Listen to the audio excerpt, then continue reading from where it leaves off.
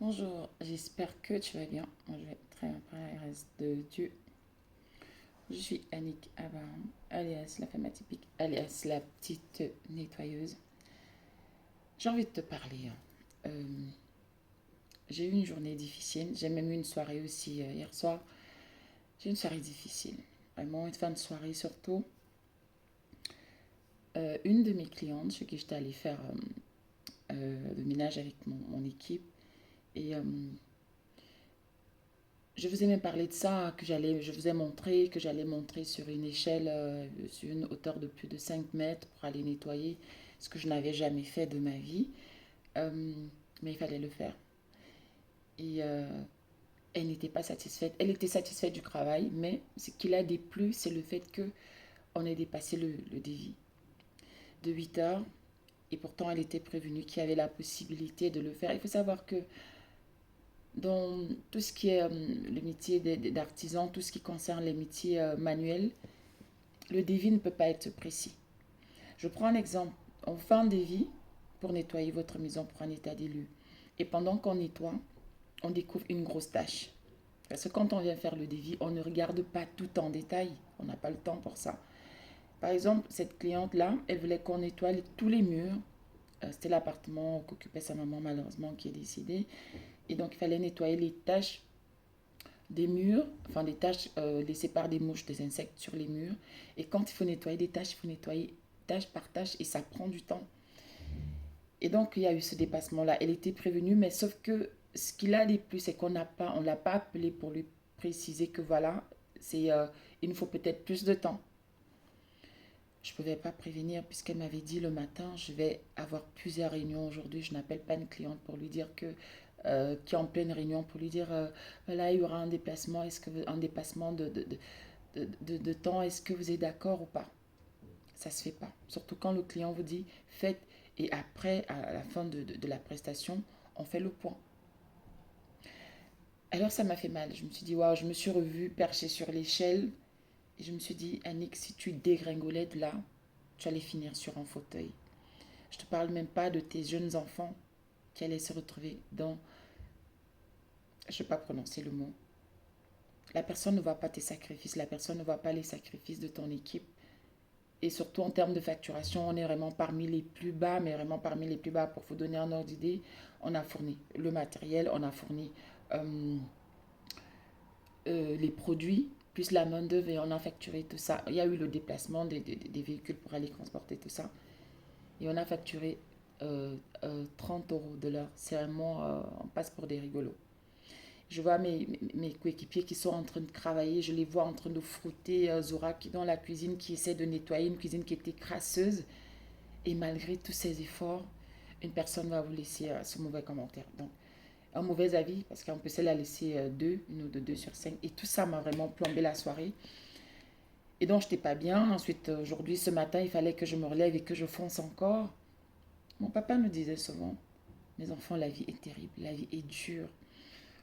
Et moi, je me disais, ouais, c'est ça, la vie est dure, on voit bien comment tu te débrouilles, si tu parviens à résoudre nos problèmes. Non, non, la vie n'est pas difficile. Parfois, mon père rentrait, et ça, faisait ça. Pendant au moins 1 heure, on ne comprenait pas. Moi, personnellement, je ne comprenais pas. Mais aujourd'hui, en fait, je comprends que le gars, parfois, certainement, il n'avait que 20 000 dans sa poche. Il se disait, Seigneur, là, on n'est que le 10 du mois. Comment je vais faire pour finir le mois? Comment je vais faire pour que mes enfants aient à manger? Comment est-ce que je vais faire pour tenir jusqu'à la fin du mois? Mon père n'était qu'un simple fonctionnaire. Et il me disait tout le temps, mes enfants, il faut que vous ayez plusieurs sources de revenus. Parce que quand vous n'avez qu'une seule, en cas de problème, ça va être difficile. Donc, il était toujours en train de travailler, il était à fond dans les projets, il s'est lancé dans l'immobilier pour pouvoir avoir des locataires qui allaient lui permettre d'avoir des revenus. Dans l'agriculture, il avait plusieurs sources de revenus. Aujourd'hui, je comprends pourquoi il disait ça. Je ne sais pas comment mon père faisait. On était pratiquement, ma fratrie et moi, voilà, mes frères et moi, on était très souvent dans des écoles privées. Moi, en tout cas, moi, je n'ai fait que des écoles privées, de l'école primaire, enfin, oui, de l'école primaire, j'ai peut-être fait 3 ans dans une école publique. Après, je suis repartie dans une école privée et tout le collège et même plus tard dans l'école supérieure, c'était dans des écoles privées. Je ne sais pas comment il faisait, mais je sais aujourd'hui que c'était très difficile pour lui. Alors j'ai envie de te dire, Mon père nous disait aussi, le cœur de l'homme, il répétait un peu ce qui est dans la Bible, hein, le cœur de l'homme est sombre. Un homme peut te parler, mais dans son cœur, il pense autre chose. Parce que cette cliente-là, elle était venue, elle a souri, elle était satisfaite du travail en lui-même. Mais ce qu'il a déplu, c'est juste ça. Et voilà une personne qui, en mesure, malgré qu'elle ait été satisfaite du moins, elle est quand même capable d'aller laisser une mauvaise note, sachant que ça peut avoir des conséquences lourdes sur moi, sur la boîte, mais surtout sur les collaborateurs. Et il faut quand même savoir que les hommes et les femmes de ménage, c'est généralement des personnes qui sont très pauvres. C'est des personnes, moi je vois mes collaborateurs, c'est des personnes mais qui tirent la langue, mais vraiment. Et quand tu vas faire ça, tu ne penses pas aux personnes qui sont derrière, tu ne penses pas aux familles qui sont derrière, tu ne penses pas à ces pauvres femmes qui parfois sont dans des hôtels, le 108 pour ceux qui connaissent un peu ici en France, qui sont dans il y a par exemple une de mes collaboratrices qui me disait qu'il y avait des punaises dans sa chambre, enfin dans le studio. Elle loue, enfin, on lui a donné un studio. Non, c'est même pas un studio, elle m'a dit que c'est une chambre avec, avec des toilettes. Voilà, donc elle partage cette chambre-là avec ses deux enfants, son mari, elle-même, et puis ils ont un petit coin toilette et ils ont une chambre commune en bas qui est fermée après une certaine... des vies difficiles. Moi, depuis que je me suis lancée dans l'entrepreneuriat, je découvre des choses. Je découvre à quel point les gens sont, parfois vivent dans la misère dans ce pays. Parfois, à quel point les gens sont... Et une personne qui a été satisfaite, mais malgré ça, elle va laisser un mauvais commentaire. Et elle a même dit, elle a dit des choses incroyables. Comme si ça ne suffit. Alors, à un moment, il fallait que je gère tout ça. Il fallait que je prenne sur moi parce que c'est ça aussi l'entrepreneuriat. Tu reçois des coups. Je vais sur LinkedIn et je tombe sur une publication qui parle justement de ça. Ils sont en train de fêter leurs 5 ans et ils disent un peu ce qu'ils ont vécu.